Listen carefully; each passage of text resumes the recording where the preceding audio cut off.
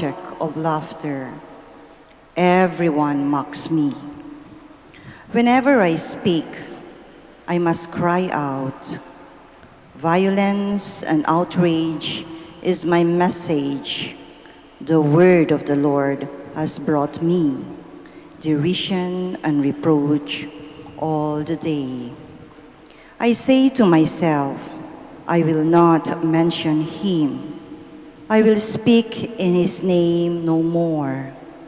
But then it becomes like fire burning in my heart, imprisoned in my bones. I grow weary holding it in. I cannot endure it. The word of the Lord. Thanks be to God. My soul is thirsting for you, O Lord, my God. My soul is thirsting for you, O Lord, my God. O God, you are my God, whom I seek. For you my flesh pines and my soul thirsts, like the earth parched, lifeless and without water. My soul is thirsting for you, O Lord, my God. Thus have I gazed toward you in the sanctuary, to see your power and your glory. For your kindness is a greater good than life. My lips shall glorify you. My soul is thirsting for you, O Lord, my God. Thus will I bless you while I live. Lifting up my hands, I will call upon your name. As with the riches of a banquet shall my soul be satisfied, and with exultant lips my mouth shall praise to you. My soul is thirsting for you, O Lord, my God. You are my help, and in the shadow of your wings I shout for joy. My soul clings fast to you. Your right hand upholds me. My soul is thirsting for you, O Lord, my God. Paul exhorts Christians to give God the spiritual worship of a life conformed to Christ, who by his obedience offered a perfect sacrifice to the Father. A reading from the letter of St. Paul to the Romans. I urge you, brothers and sisters, by the mercies of God, to offer your bodies as a living sacrifice, holy and pleasing to God, your spiritual worship. Do not conform yourselves to this age, but be transformed by the renewal of your mind, that you may discern what is the will of God, what is good and pleasing and perfect. The word of the Lord. Thanks be to God. Please stand.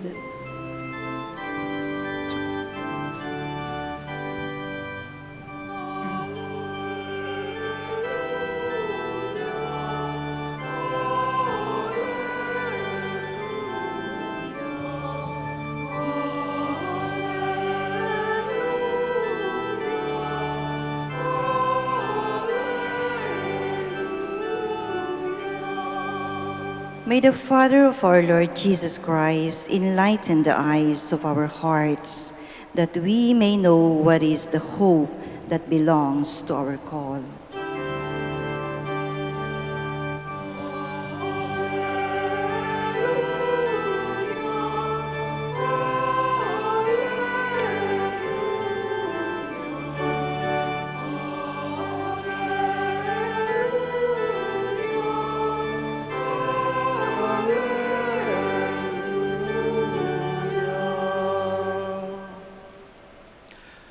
The Lord be with you.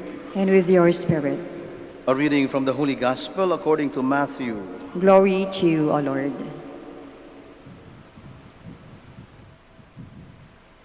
Jesus began to show his disciples that he must go to Jerusalem and suffer greatly from the elders, the chief priests, and the scribes, and be killed on the third day, and on the third day be raised. Then Peter took him aside and began to rebuke him. God forbid, Lord, no such thing shall ever happen to you. He turned and said to Peter, "Get behind me, Satan. You are an obstacle to me. You are thinking not as God does, but as human beings do." Then Jesus said to his disciples, "Whoever wishes to come after me must deny himself, take up his cross, and follow me. For whoever wishes to save his life will lose it, but whoever loses his life for my sake will find it. What profit would there be for one to gain the whole world and forfeit his life? Or what can one give in exchange for his life? For the Son of Man will come with his angels in his Father's glory, and then he will repay all according to his conduct." Brothers and sisters, the Gospel of the Lord. Praise to you, Lord Jesus Christ. Please be seated.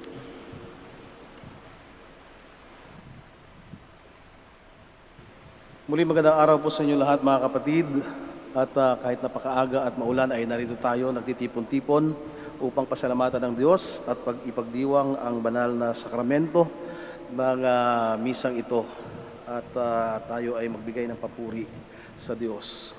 Tayo mga Kristiyano o ang Kristyanismo ay nananatili pa rin sa mga panahong ito na siyang pinakamalaking relihiyon o grupo na nanampalataya o naniniwala na ang Panginoong Hesukristo ay siyang ating Diyos. Mahigit pa rin tayo sa 2 bilyon.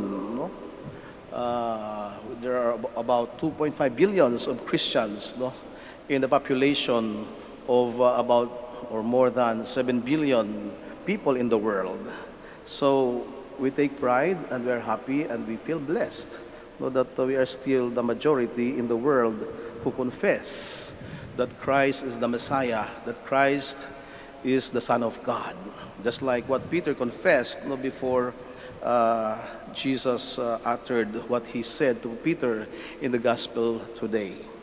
At napakagandang isipin na tayo ay mga tagasunod ni Kristo.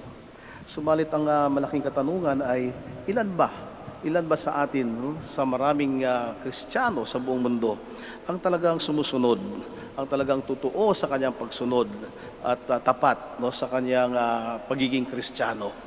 Marahil maging sa ating mga sarili na narito ngayon ay maitanong din natin sa ating mga sarili, gaano ba talaga kalalim ang aking pagiging Kristiyano? Marahil ay dalawang tanong ang pwede natin itanong sa ating mga sarili sa araw na ito na may kinalaman sa Ebanghelyo na ating binasa. At ito yung mga tanong na how much can I give?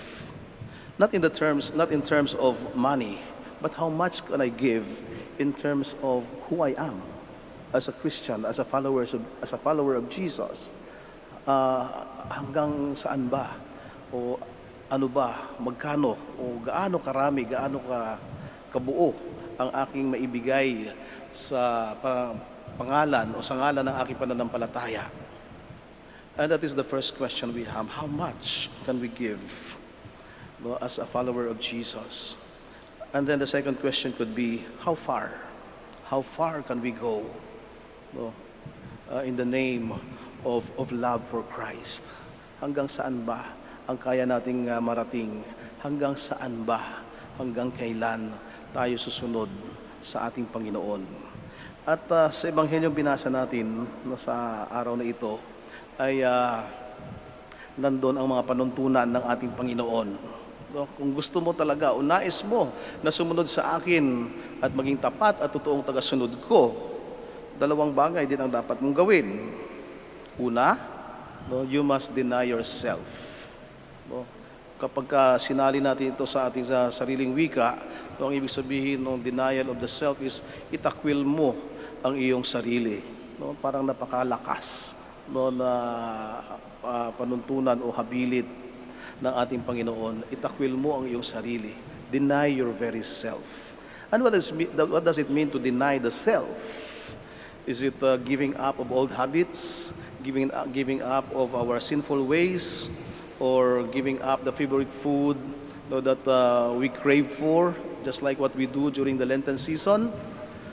But the Lord is telling us, it's not just giving up. In fact, it is more than just giving up of something that you are, or something that you do, or something that you have. But actually, the Lord is simply telling us, no, it's not giving up, but it's actually laying down your very self. So denying the self is not just giving up something, but it's actually a total surrender, total denial of the self. At anong ibig sabihin nitong denial of the self? Ito yung pinagdadasal natin araw-araw, no? Sa pamamagitan ng panalangin ay tinuro din sa atin ng Panginoon. No? Kapag kasi binabanggit natin, no, matupad ang iyong kagustuhan, no, sa aking buhay. No? Your will be done. No? When we pray the Lord's Prayer, no, that is the first part of the prayer. Our Father in heaven, your kingdom come, oh, hallowed be thy name, your kingdom come, and your will be done. That is actually already a suggestion that is implying already, no, what we should be and how we should act as Christians, as followers of Jesus, believer of the Father. That the Father's will, God's will, be done in our lives. No, so not in our terms. No, in following Jesus, it's not about our terms, it's not about our conditions. No, hindi pwedeng susunod ako sa iyo kapag binigay mo sa akin ito. Minsan ganito yung ating pag-uugali, no? Mangangako tayo sa Diyos, magkukumit tayo, pero merong kondisyon, meron tayong hinihingi sa Diyos. Pagalingin mo ako, bigyan mo ako ng ganito, ibigay mo sa akin ang mga kahilingan ko, at kapag natanggap ko lahat ng ito, ay susunod ako sa iyo. Susundin ko ang lahat ng gusto mo. But then the Lord says, it's not the way, no, we think it is, but it is the way I think it is. And that is what the Lord thinks it is. Deny yourself. Let the will of God be your will also. No, kapag hindi na natin ipinilit ang ating kagustuhan, bagkus ang kagustuhan ng Diyos ang siyang dapat manaig sa buhay natin. No, kapag naging kontento na tayo sa buhay natin, sa kinakain natin araw-araw, sa pera na meron tayo, o kung ano man na meron tayo. Kapag taimtim at panatag ang ating kalooban, at kapag kontento na tayo sa kung anong meron tayo, then we are not imposing, no, what we want, but we are actually grateful about the providence of God in our lives. Kapag sa puso natin, no, nagiging masaya na tayo sa tagumpay ng ating kapwa. No, kapag totoo at tapat, no, yung ating pakiramdam na hindi na tayo naiinggit. No, kapag naging mas matagumpay ang ating kapwa o kung sino man na mas sa palagay natin na mas mababa sa atin, kapag lubos at totoo ang ating kaligayahan at hindi tayo nakakaramdam ng inggit o pagkadismaya, no, o pagsisisi. Doon na minsan kapag nakita natin yung ating kapitbahay o ang ating kapwa na mas matagumpay kaysa sa atin, minsan binabalikan natin ang Diyos. No? Sabihin natin, bakit siya? Bakit siya matagumpay? Bakit parang lahat ng gusto niya ay natanggap niya? Samantalang ako, marami rin akong pangangailangan at hanggang ngayon ay hindi pa rin nasasagot. Parang hindi ko pa nakukuha ang aking hinihiling.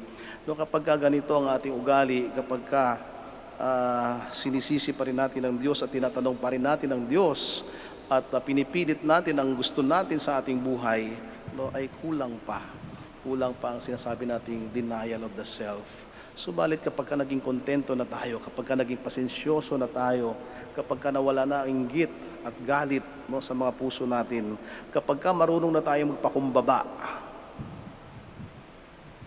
ito, no, ang mga sinyalis, no, na tayo nga ay totoong, no? We are not just giving up something, but we are already laying down our very self for the sake of following Jesus.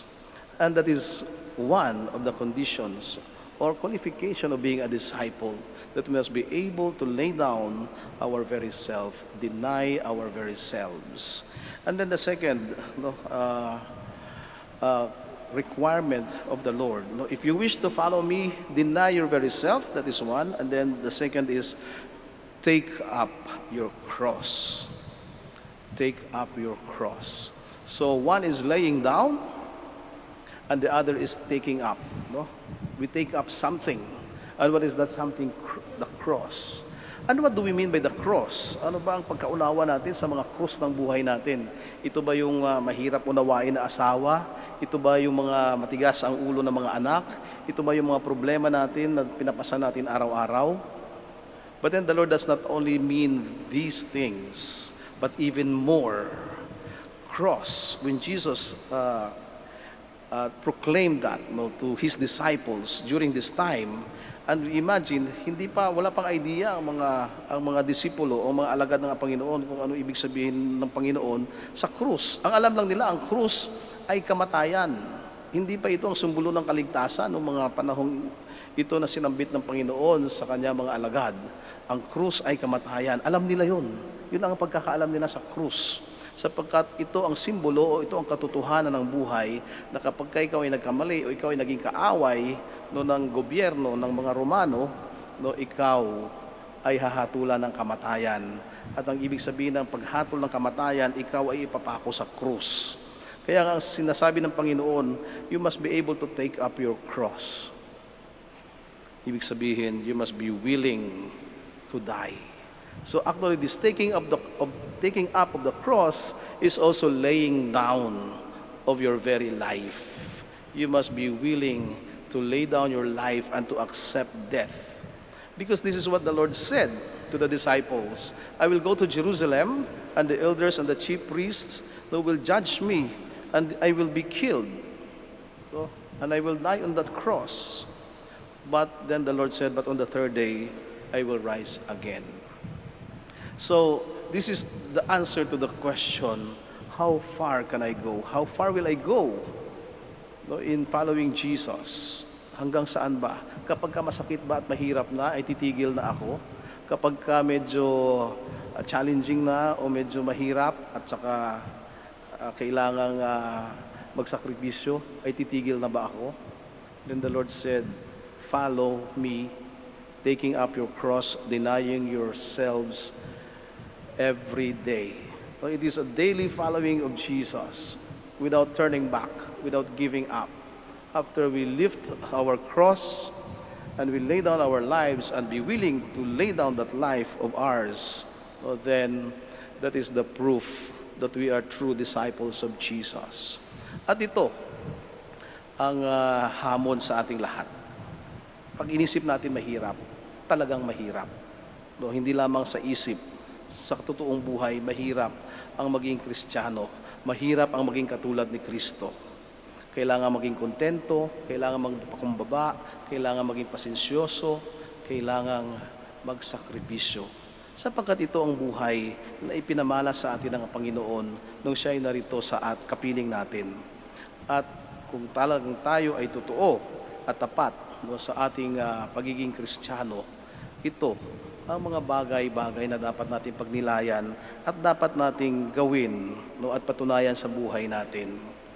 Ano ba o gaano ba o hanggang kailan ang pwede kong maibigay at ang pwede kong tahakin hanggang sa aking pagsunod sa aking Panginoon.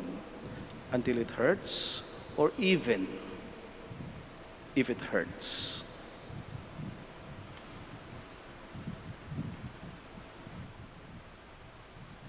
Let us all pray. Together let us profess our faith. I believe in one God, the Father Almighty, maker of heaven and earth, of all things visible and invisible.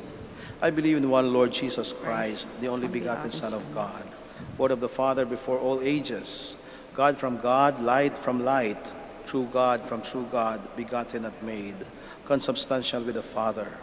Through him all things were made. For us men and for our salvation, he came down from heaven. And by the Holy Spirit was incarnate of the Virgin Mary and became man. For our sake he was crucified under Pontius Pilate. He suffered death and was buried, and rose again on the third day in accordance with the Scriptures. He ascended into heaven and is seated at the right hand of the Father. He will come again in glory to judge the living and the dead, and his kingdom will have no end. I believe in the Holy Spirit, the Lord, the giver of life, who proceeds from the Father and the Son, who with the Father and the Son is adored and glorified, who has spoken through the prophets. I believe in one holy, Catholic, and Apostolic Church. I confess one baptism for the forgiveness of sins, and I look forward to the resurrection of the dead and the life of the world to come. Amen. Let us pray to our Heavenly Father that through the cross of Christ, His Son, He may bring us to the glory of His kingdom. Full of confidence, we all pray. Father, hear our prayer. Father, hear our prayer. For the Pope, bishops, priests, deacons, and the proclaimers of God's word in our time, Lord, keep your word always burning in their hearts, that it may be their inspiration and strength, we pray. Lord, Father, hear our prayer. For government leaders, Lord, help them see and judge things in the light of your truth, so that they may not be snared by the lure of power, popularity, and instant gratification, we pray. Father, hear our prayer.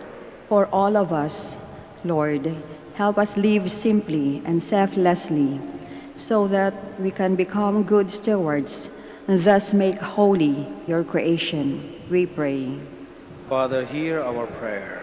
For those who render service to family members, relatives, and other people in need, Lord, be their strength and reward especially in moments of fatigue and discouragement, we pray. Father, hear our prayer. For the sick, the oppressed, the heavily burdened, and the dying, Lord, make them feel that you are with them in their struggle, we pray. Father, hear our prayer. Let us pray for the urgent concerns of our community and our personal intentions. We pray. Father, hear our prayer. And for all those we have promised to pray for, those who have no one to pray for them, those who ask for our prayers, for our personal intentions, for Thanksgiving and birthday intentions of Palmyra Angela Disales, and for all our frontliners and those who were inflicted by the disease, the COVID-19, and for all our safety, and for the intentions of this Mass. Let us pray to the Lord. Father, hear our prayer. Heavenly Father, Jesus secures our faith through Peter and his successors. Give us the grace to keep and cherish our unity of faith in your church. We ask this through Christ our Lord. Amen. Please be seated.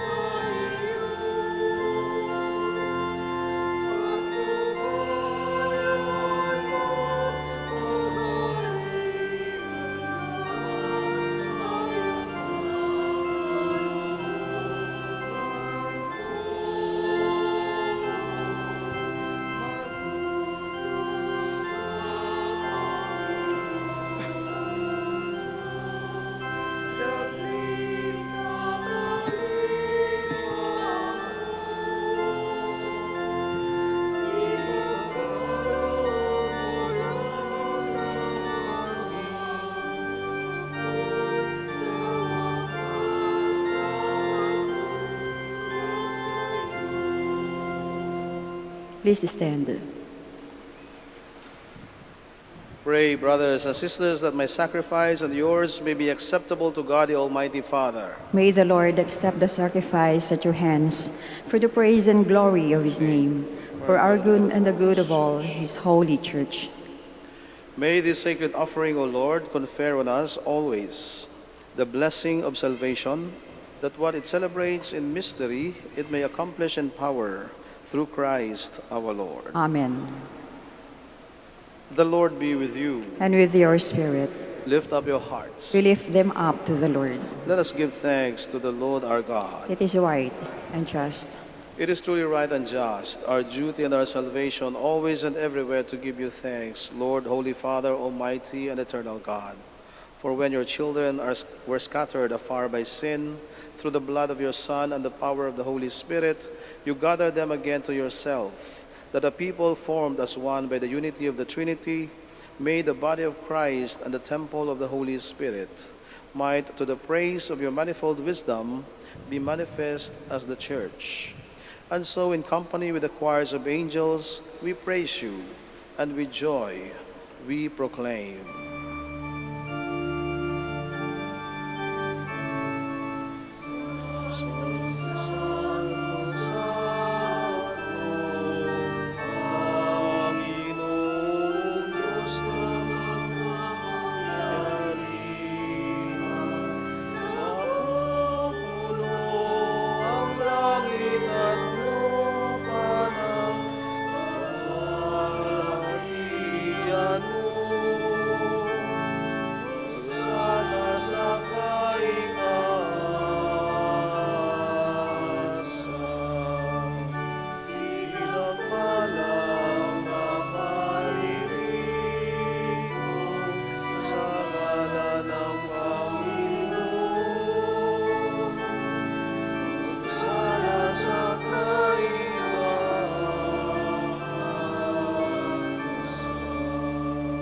Please kneel.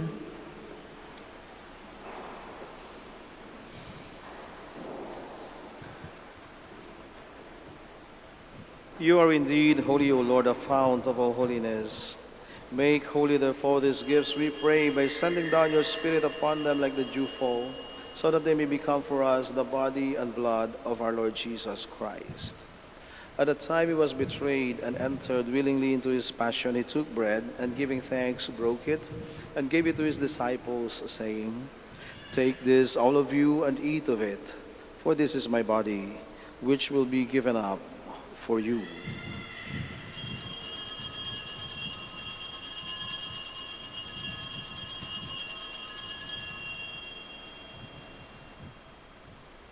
In a similar way, when supper was ended, he took the chalice, and once more giving thanks, he gave it to his disciples, saying, "Take this, all of you, and drink from it, for this is the chalice of my blood, the blood of the new and eternal covenant, which will be poured out for you and for many for the forgiveness of sins.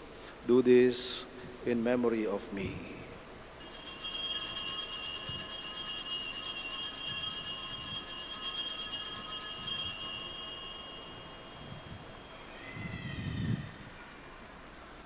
The mystery of faith.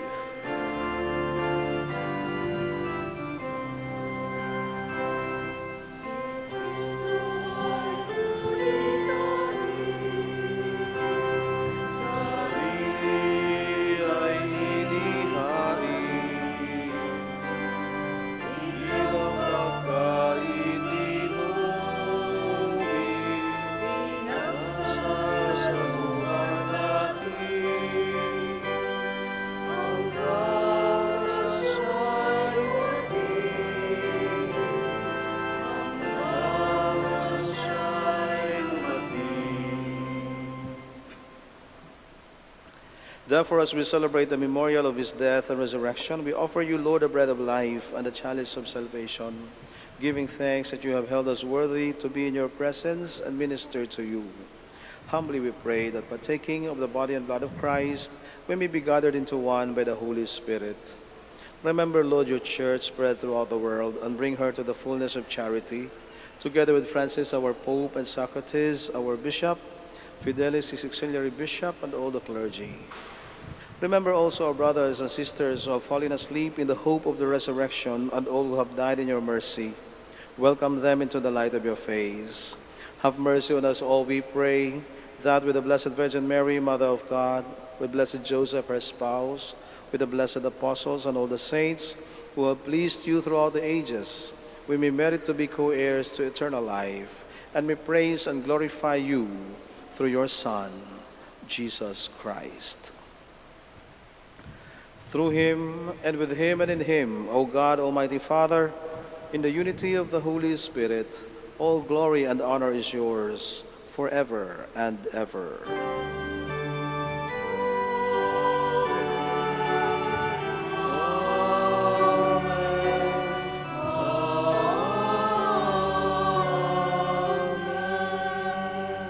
Please stand. Full of love and confidence, we now pray to God our Father in the words our Savior taught us.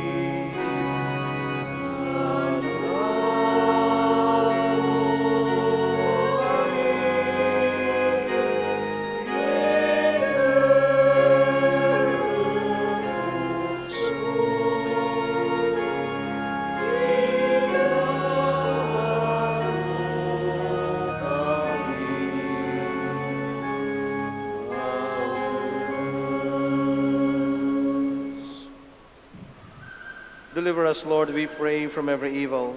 Graciously grant peace in our days, that by the help of your mercy we may be always free from sin and safe from all distress, as we await the blessed hope and the coming of our Savior, Jesus Christ. For the kingdom, the power, the glory yours now and forever. Lord Jesus Christ, who said to your apostles, "Peace I leave you, my peace I give you," look not on our sins, but on the faith of your church, and graciously grant her peace and unity in accordance with your will, who live and reign forever and ever. Amen. The peace of the Lord be with you always. And with your spirit. Let us give each other the sign of peace. Peace with you. Peace with you.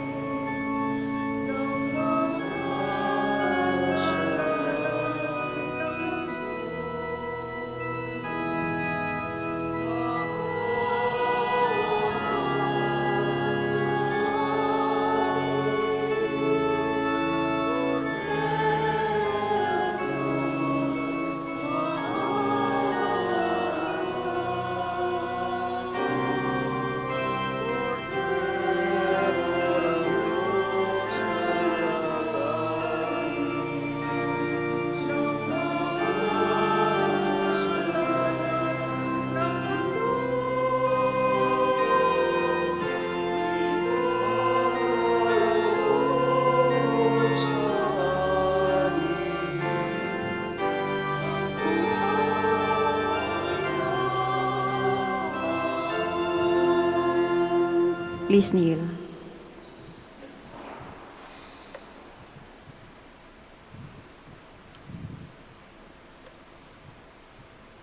Behold the Lamb of God. Behold him who takes away the sins of the world. Blessed are those who are called to the supper of the Lamb. Lord, I'm not worthy that you should enter under my roof, but only say the word, and my soul shall be healed. May the body and blood of Christ bring us everlasting life.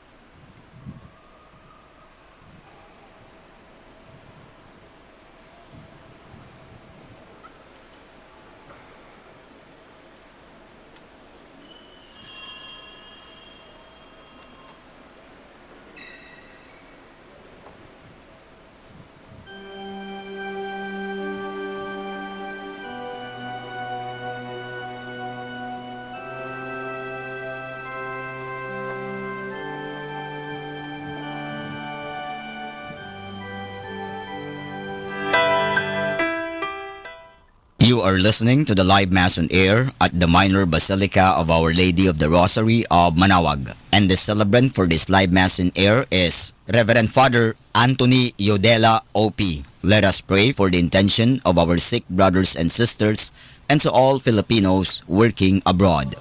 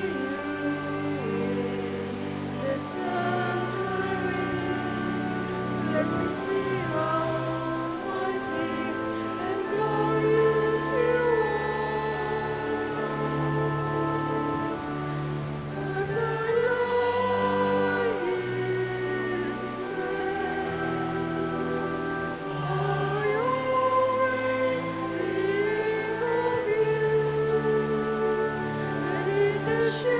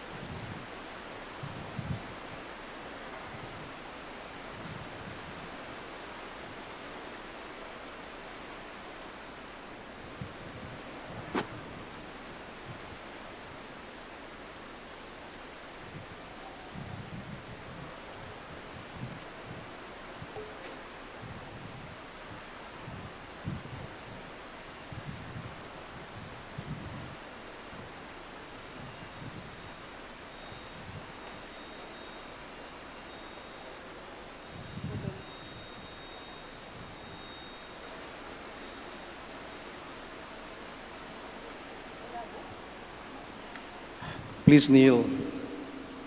Let us offer Oratio Imperata. God our Father, we come to you in our need to ask your protection against the COVID-19 that has claimed lives and has affected many. We pray for your grace, for the people tasked with studying the nature and cause of this virus and its disease, and of stemming the tide of its transmission. Guide the hands and minds of medical experts that they may minister to the sick with competence and compassion, and of those governments and private agencies that must find cure and solution to this pandemic. We pray for those afflicted. May they be restored to health soon. Grant us the grace to work for the good of all and to help those in need. Grant this through our Lord Jesus Christ, your Son, who lives and reigns with you in the unity of the Holy Spirit, God forever and ever. Amen. Mary, help of all Christians. Pray for us. Saint Raphael the Archangel. Pray for us. Saint Roch. Pray for us. Saint Lorenzo Ruiz. Pray for us. Saint Pedro Calungsod. Pray for us. Let us pray. Please stand.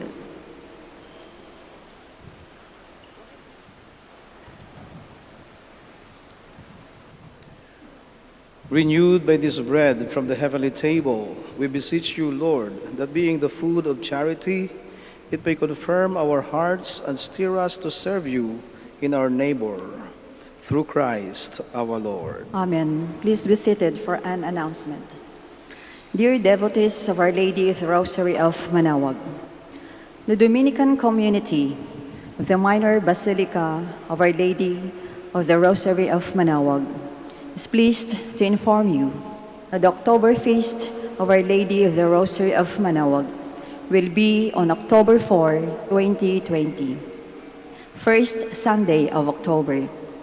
Novena Masses will be scheduled at 6 a.m., 8 a.m., 10 a.m., 12 noon, and 5 p.m. from September 25 to October 3, 2020. Additional Mass at 3 p.m. on September 27, Sunday. We invite you to participate in these Novena Masses and be one with us in expressing our devotion to Our Lady of the Rosary of Manaoag. If you wish to sponsor one or several of the Novena Masses, you may fill up the form at the counters for Masses and submit it with your donation, where you will be provided with an acknowledgement receipt, or you may visit our website, manaoagbasilica.org, for online pamisa, where online and other options for donation will be available. All names of donors and sponsors will be included in the electronic souvenir program. Thank you very much for your continued support. God bless you. Please stand.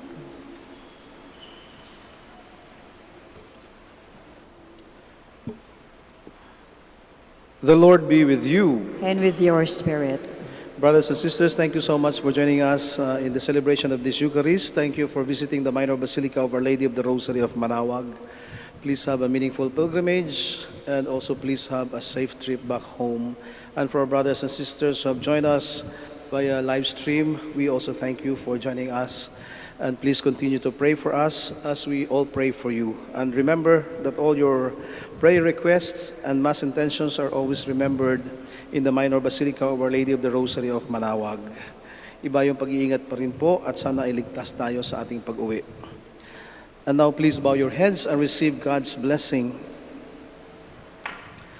Lord God, from the abundance of your mercies, provide for your servants and ensure their safety, so that strengthened by your blessing, they may at all times abound in thanksgiving and bless you with unending exultation through Christ our Lord. Amen.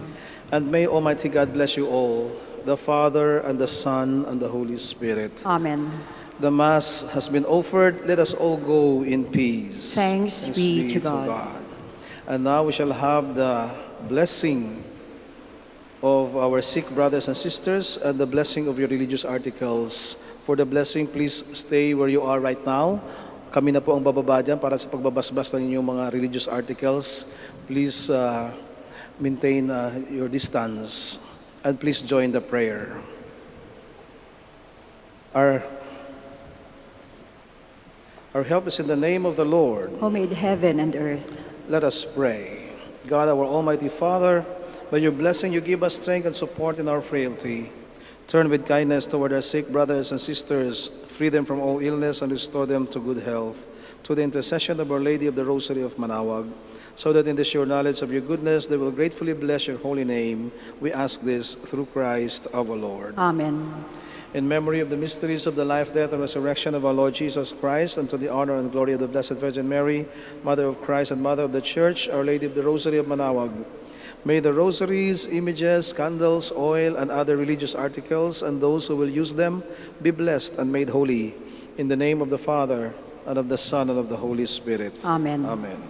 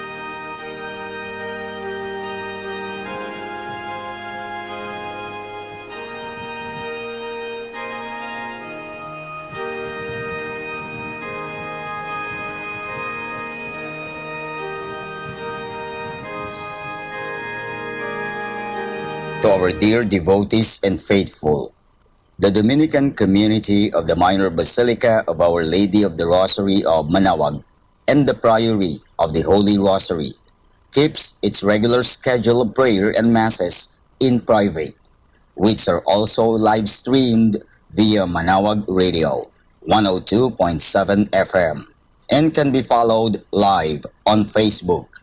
We assure you that your Mass intentions and prayer requests will be remembered. Let us be one in prayer and ask the Lord to heal the sick and to end this crisis very soon. We look forward that we shall be together again in celebrating God's love in the Minor Basilica. May the Lord and Apo Baket keep you all safe and healthy. See you soon.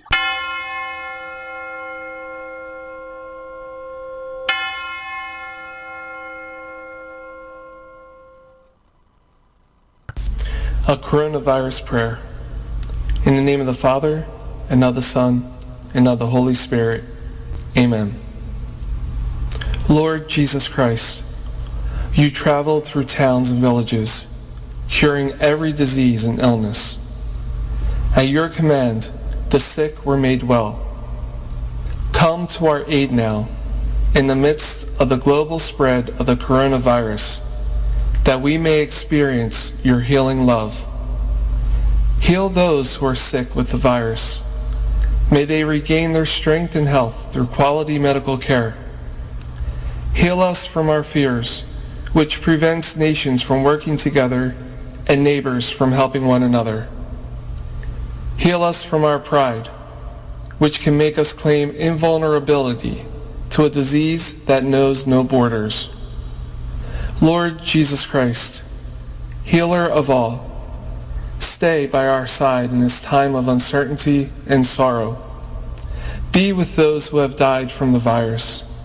May they be at rest with you in your eternal peace. Be with the families of those who are sick or who have died. As they worry and grieve, defend them from illness and despair. May they know your peace. Be with the doctors, nurses, researchers, and all medical professionals who seek to heal and help those affected and who put themselves at risk in the process. May they know your protection and peace. Be with the leaders of all nations. Give them the foresight to act with charity and true concern for the well-being of the people they are meant to serve. Give them the wisdom to invest in long-term solutions that will help prepare for or prevent future outbreaks. May they know your peace as they work together to achieve it on earth. Whether we are home or abroad, surrounded by many people suffering from this illness or only a few, Lord Jesus Christ, stay with us as we endure and mourn, persist and prepare. In place of our anxiety, give us your peace. Lord Jesus Christ, heal us.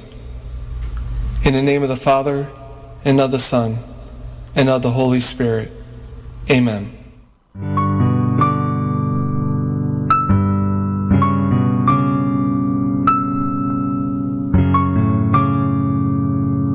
Prayer for our OFW. Lord Jesus, we put ourselves at the foot of your holy cross with Our Lady of the Rosary of Manaoag, as we acknowledge that we are nothing without you, and by your death you have redeemed the world.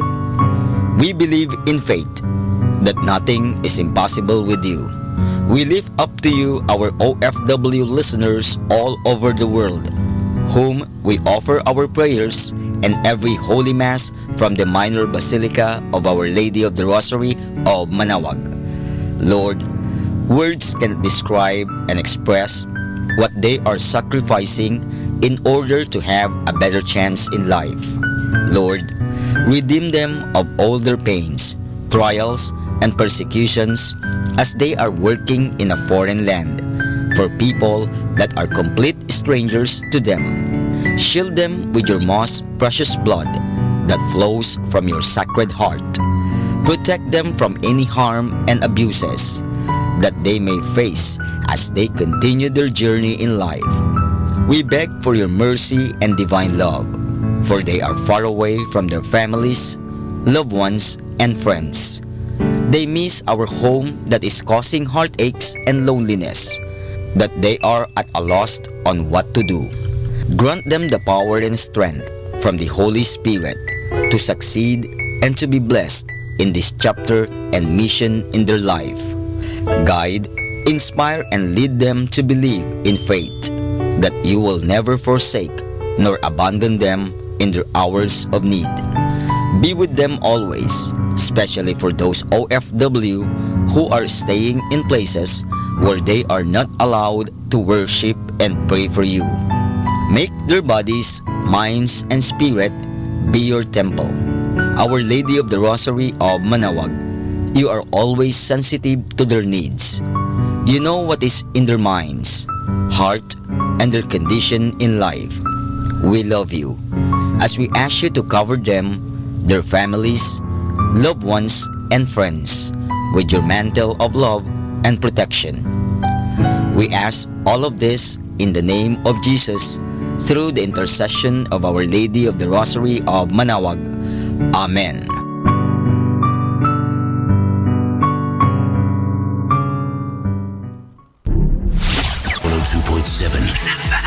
Manaoag, Dominican Radio. You have Manaoag, Dominican Radio FM.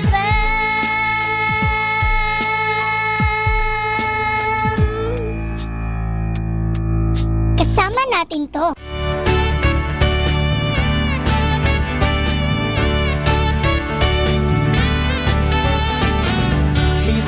In us is greater than he that is in the world. He that is in us is greater than he that is in the world.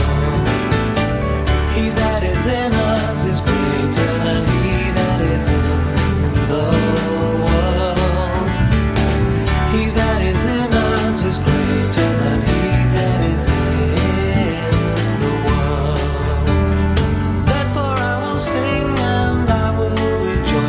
Spirit lives in me. Christ the living one has overcome, and we share in his victory.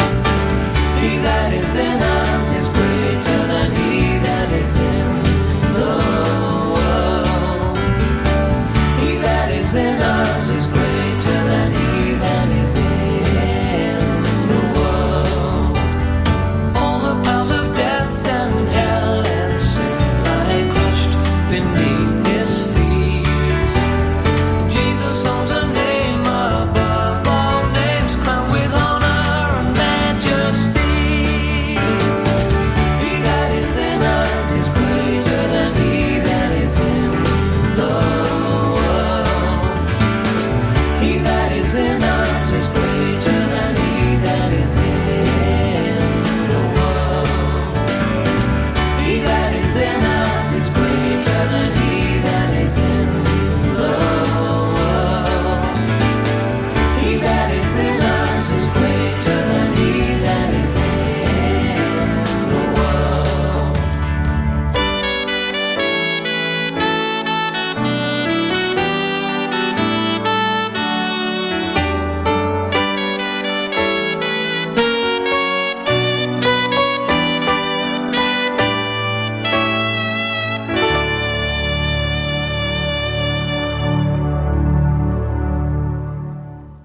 Our time now is 7 o'clock in the morning. Let us now have our time check prayer.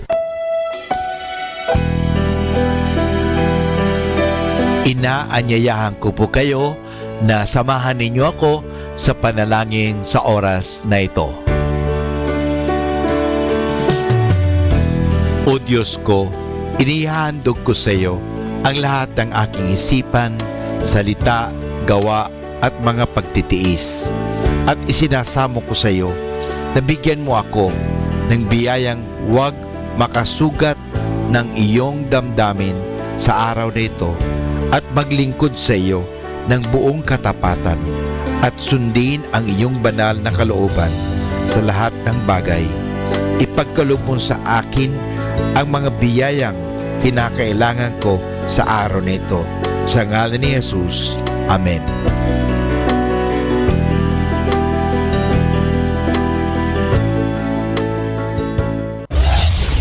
This is Manaoag Dominican Broadcasting Incorporated, a religious, non-commercial radio station.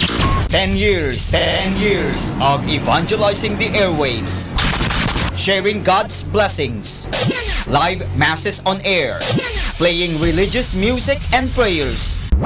May kasama ka, si Jesus, si Maria at kami. Our positive thought for this hour. My perfect friend doesn't count my wrongs.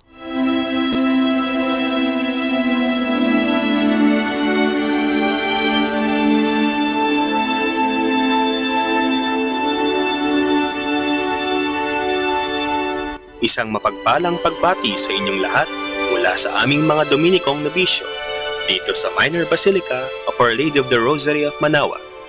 Kayo po ay nakikinig sa binhi ng buhay. Nais po naming ibahagi sa inyo ang bunga ng aming mga pagninilay sa Ebanghelyo ngayong ika-30 ng Agosto, ang ika-22 linggo sa karaniwang panahon. A reading from the Holy Gospel according to Matthew. From that day, Jesus began to make it clear to his disciples that he must go to Jerusalem, that he would suffer many things from the Jewish authorities, the chief priests, and the teachers of the law, and that he would be killed and be raised on the third day. Then Peter took him aside and began to reproach him. "Never, Lord, no, this must never happen to you." But he turned and said to Peter, "Get behind me, Satan.